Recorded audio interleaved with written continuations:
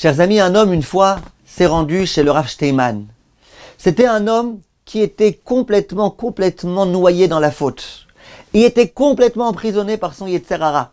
Et il vivait quotidiennement dans la faute. Et quelle faute! Une faute gravissime. Très grave. Un jour, il s'est rendu chez le Rav Steinman. Il est rentré dans la pièce du Rav Steinman. Il a commencé à dire au Rav, regardez Kvod Harav, la faute que je commets tous les jours, quasiment, et c'est une faute gravissime, etc. Les Gabaïm qui étaient à côté du Rav, ils n'ont même pas compris comment un homme pareil peut rentrer chez Rav Steinman. Comment? Qu'est-ce qu'il a? Quel rapport entre lui et Rav Steinman? Un homme qui est tellement dans la faute. Et il raconte au Rav Steinman. Le Rav Steinman, à ce moment-là, il le regarde. Il lui dit, ah Habibi, tu sais que je te jalouse un petit peu, toi. Il lui dit, mais je suis dans la faute. Il dit, ouais, mais je te jalouse quand même. L'autre, il s'est dit, oh, à quoi Rav Steinman lui aussi, il est dans la faute. Rav Steinman lui dit, tu sais quoi? Tu me rappelles l'histoire qu'il y a eu avec Rabbi Levi Yitzhak de Berdichov. Rabbi Levi Yitzhak de Berdichov, c'était un très grand Rav. Et c'était un Rav qui, à chaque fois, essayait de trouver la légitimation de tout un chacun. De trouver en quel point même l'homme qui n'est pas très tzaddik, malgré tout, ici, il se comporte bien. Ce Rav-là, chaque année, c'est lui qui était le chazan, l'officiant dans la prière de la Neila, la dernière prière de Yom Kippour. Un jour, il est arrivé, il a commencé à se balancer comme ça, devant le pupitre, et il prie pas. Les gens attendent 1 minute, 2 minutes, 3 minutes, et il est comme ça, et il commence pas. Les gens, ils commencent à faire des airs, etc. Et lui, il commence pas. Il commence pas. Alors, les gens, ils se sont demandé, comment ça se fait qu'il commence pas? Qu'est-ce qui se passe? Et lui, il continue. Il prie, il est comme ça en train de se balancer, il se balance, il commence pas. Maintenant, les gens, ils savent que bientôt le jeûne est terminé. Plus vite on commence, là, plus vite on finit. Ils ont leur estomac qui est en train de crier, au secours, au secours. Et le Rav, comme ça, en train de se balancer. Au bout d'une demi-heure, le Rav, il commence. Il tape sur la teva, il fait Ashrei! Et il commence la Neila. Le lendemain, il y a des gens qui sont venus voir le Rav. Ils lui ont dit, Kvod Harav, pourquoi t'as pas commencé la tefila hier? Pourquoi t'as attendu tellement de temps? Alors il leur a dit, je vais vous dire la vérité. Moi, à chaque fois que je viens commencer à prier, et en particulier pendant Yom Kippour, à chaque fois, j'essaye de me dire et de me rappeler que je suis le plus minuscule des hommes qui se trouvent ici, dans cette synagogue, dans cette communauté. Si je viens prier en disant, ouais, je suis le meilleur, ça marchera pas.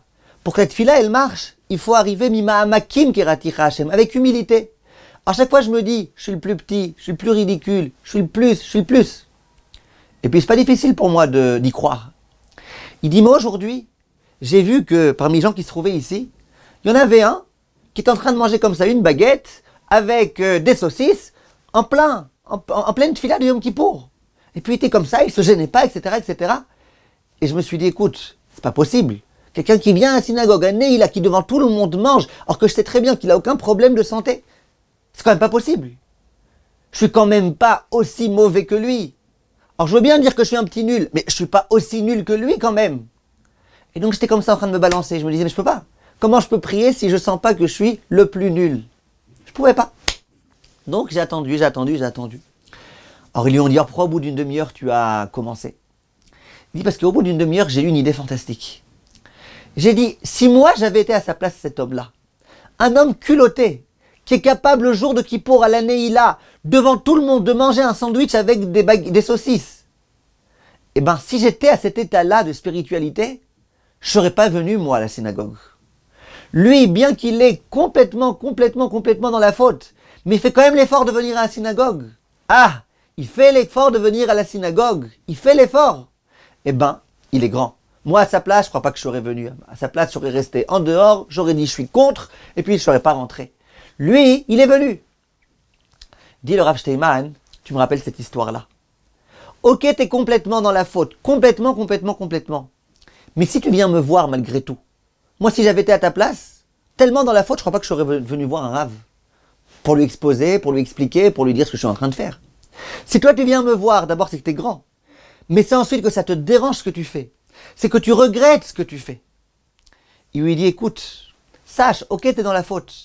Mais sache que chaque fois où tu vas éviter la faute, chaque fois où tu pourrais potentiellement commettre la faute et où tu évites, sache que ça réjouit Hachem énormément, énormément, énormément. Chaque fois. Ah, mais plein de fois tu fautes, ok. Mais chaque fois que tu réussis à ne pas fauter, ça fait plaisir à Kadosh Baruch Hu. Et le Rav Rata, il le dit explicitement. Il dit un homme, il est en chemin. 80 fois, il abîme ses yeux. 80 fois, il regarde à droite, à gauche, à gauche, à droite, à gauche, à gauche, à droite. Il a un GPS, un Waze dans sa tête. Là-bas à droite, c'est une rue dans laquelle il y a plus de prix-tout. Là-bas, là-bas. 80 fois, il faute. Si une fois cette journée, il fait attention à ses yeux. Une fois, il pouvait voir quelque chose, il ne regarde pas. Il pouvait se retourner, il ne s'est pas retourné. Une fois, en l'honneur d'Akadosh Baruch Hu, Hachem, il est très joyeux de cette fois-ci. Il est très heureux. Il dit, ah, mon fils, t'es fort, t'as réussi à te maîtriser. Kol hakavod, je suis fier de toi. Et c'est ça que le Rav Steinman a enseigné à cet homme-là. Dans notre génération, mes chers amis, réussir à être 100% faire attention à ses yeux, c'est difficile. Extrêmement difficile. 100% s'habiller bien pour les filles, c'est extrêmement difficile. Mais sachons, chaque fois on fait un petit quelque chose. Akadosh Baruch Hu, il considère ce petit quelque chose. Hachem, il sait dans quelle difficulté on se trouve, dans quelle génération de folie on se trouve. Hachem, il le sait ça. Et donc Hachem, il nous juge selon notre génération. Et dans notre génération, Hachem, il dit, celui-là, il a été éduqué de cette façon-là. Il a grandi en France, un endroit dans lequel il y avait tellement de pritzout. Il y a un grand kabbaliste d'Israël qui dit que Tzorfat, c'est les mêmes lettres que Pritzout. La France, un endroit dans lequel il y a plein de Pritzout. Il a du mal maintenant, mais il fait attention, il essaye de faire attention. Quand il sort de chez lui, il prie à Hachem, Hachem aide-moi. Alors ok, il n'arrive pas toujours. Chaque fois qu'il arrive, Kadosh Baruch Hu, il est fier de lui, il est heureux. Il danse avec ses anges en haut. Regardez le fils que j'ai, regardez la fille que j'ai. Essayons, mes chers amis, dans notre génération, non pas de vouloir le 100%, mais essayons de nous concentrer sur, à chaque fois, le petit effort qu'on peut faire. Kol tov, mes chers amis.